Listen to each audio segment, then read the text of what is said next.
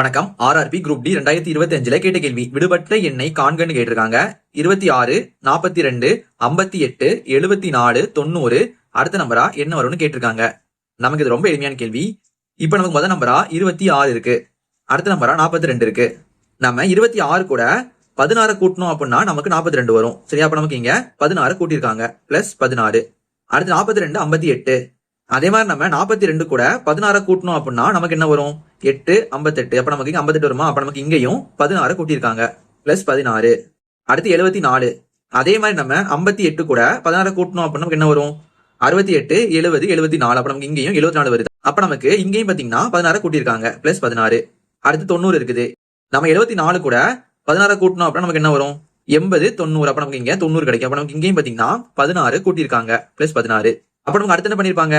நமக்கு 90 கூட 16 கூட்டியிருப்பாங்க. அப்ப நமக்கு என்ன வரும்? 90னா 96 106. அப்ப நமக்கு இங்க 106 தானே வரும். அப்ப நமக்கு 106 தான் தேவையான ஆன்சர். இது நமக்கு ஆப்ஷன் டி ல இருக்குது. இதே மாதிரி இந்த 106 அடுத்த நம்பர் என்ன வருதுன்னு நீங்க கீழே கமெண்ட் பண்ணுங்க.